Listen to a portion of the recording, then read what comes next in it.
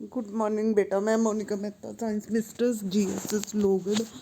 ਅੱਜ ਤੁਹਾਨੂੰ ਐਕਸਪਲੇਨ ਕਰਨ ਲੱਗੇ ਆ ਲੈਸਨ ਨੰਬਰ 6 ਲਾਈਫ ਪ੍ਰੋਸੈਸਿਸ। ਠੀਕ ਹੈ, life processes 10th class. First we will discuss the digestive system. ਜੋ ਅਸੀਂ ਫੂਡ ਵਗੈਰਾ ਪਲਾਂਟਸ ਤੋਂ ਲੈਂਦੇ ਹਾਂ, ਆਟੋਟ੍ਰੋਫਿਕ ਨਿਊਟ੍ਰੀਸ਼ਨ ਹੁੰਦਾ। ਠੀਕ ਹੈ, plants they will synthesize their own food through the photosynthesis. Now the plants, animals are the heterotrophs. They take their food from plants. That's why we are the heterotrophs. First we ਟੇਕ ਸਭ ਤੋਂ ਪਹਿਲਾਂ ਅਸੀਂ ਜੋ food ਹੈ ਉਹਨੂੰ ਕਿੱਥੇ ਲੈਂਦੇ ਹੈਗੇ ਆ, ਮਾਊਥ ਦੇ ਵਿੱਚ ਦੀ। ਠੀਕ ਹੈ, ਮਾਊਥ 'ਚ ਜੋ ਸਲੇਵਰੀ ਗਲੈਂਡਸ ਹੈ ਉਹ ਅਮਾਈਲੇਜ਼ ਨਾਮ ਦਾ ਐਂਜ਼ਾਈਮ secrete ਕਰਨਗੀਆਂ that will break down the starch into glucose. Mastication of food will takes place, means lubrication ਹੁੰਦੀ ਹੈ food the. then by the muscular contraction and relaxation food ਜੋ ਹੈ ਊਸੋਫੇਗਸ ਰਾਹੀਂ ਕੀ ਆਏ ਕਿੱਥੇ ਆਏਗਾ, ਸਟਮਕ ਦੇ ਵਿੱਚ। ਠੀਕ ਹੈ, stomach this is the stomach. ਇੱਥੇ ਦੀ ਮਿਕਸਿੰਗ ਹੋਏਗੀ ਐਸਿਡ ਨਾਲ। ਕਿਹੜਾ ਐਸਿਡ ਹੁੰਦਾ ਹੈ, HCl। HCl ਕਿਉਂ ਹੈ, ਕਿਉਂਕਿ ਇਹ ਜਰਮਸ ਨੂੰ ਕਿਲ ਕਰਦਾ ਹੈਗਾ। ਠੀਕ ਹੈ, then the food come to the small intestine.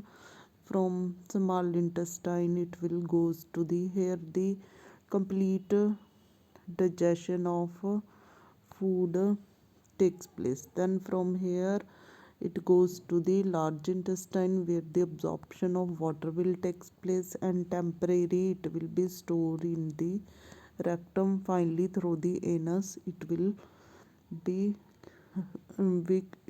be thrown out. This is our human digestive system. The role of teeth, liver will secrete bile juice that contain sodium chloride and water solution, helps in the emulsification of fats. Duodenum is a small portion that connect the stomach and small intestine. Only a brief study will we do because we have already done all. Then come to the respiratory system. Here is the diagram, full diagram I will show.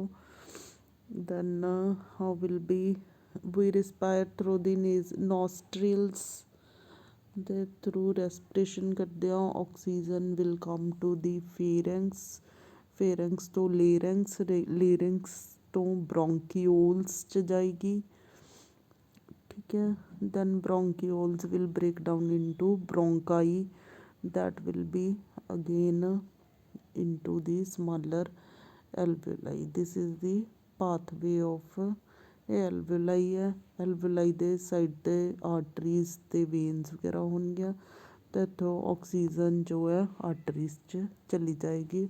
ਔਰ due to diaphragm contraction and relaxation, ਠੀਕ ਹੈ, under pressure ਜੋ ਹੈ respiration reaction ਹੁੰਦੀ ਹੈ। Then in brief we will do the heart structure. In the heart pulmonary ਜੋ vein ਹੈਗੀ ਹੈ,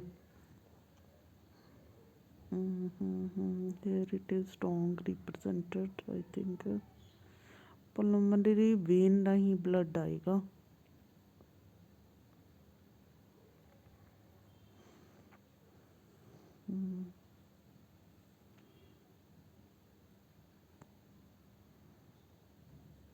here it is pulmonary vein ਰਾਹੀਂ ਬਲੱਡ ਜੋ ਹੈ ਔਰੀਕਲ 'ਚ, ਔਰੀਕਲ ਤੋਂ ਵੈਂਟਰੀਕਲ 'ਚ, ਵੈਂਟਰੀਕਲ ਤੋਂ ਮੇਨ ਅਰੋਟਾ ਰਾਹੀਂ ਬਲੱਡ ਕਿੱਥੇ ਜਾ ਰਿਹਾ, ਬੋਡੀ ਪਾਰਟਸ ਨੂੰ। ਉੱਥੇ ਅਰੋਟਾ ਕਪਿਲਰੀਜ਼ 'ਚ ਬ੍ਰੇਕਡਾਊਨ ਹੁੰਦੀ ਹੈ ਔਰ ਬਲੱਡ ਆਕਸੀਜਨੇਟਡ ਬਲੱਡ ਬੋਡੀ ਦੇ ਪਾਰਟਸ ਨੂੰ ਦਿੱਤਾ ਜਾਂਦਾ। ਔਰ ਡੀਆਕਸੀਜਨੇਟਡ blood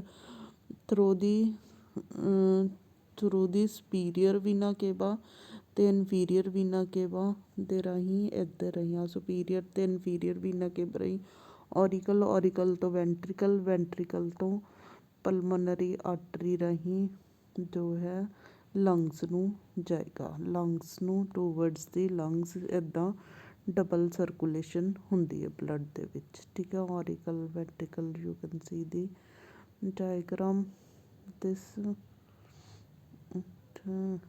then excretion excretory human excretory system contains the kidneys।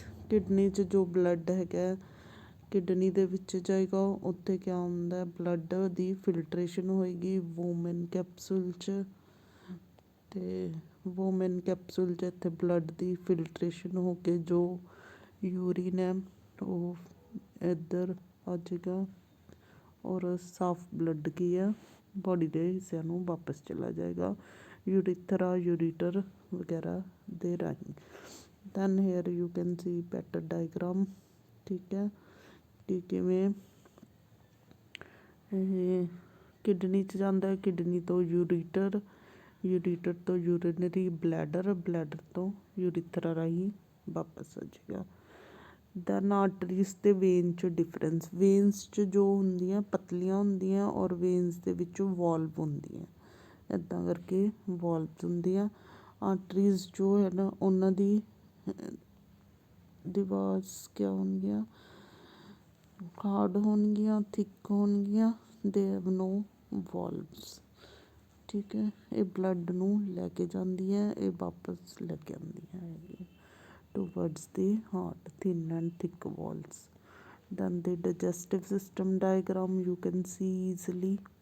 ठीक है, already explained properly in class or here also, this is just a repetition, this is all about the topic revision at a glance। thank you for watching the video।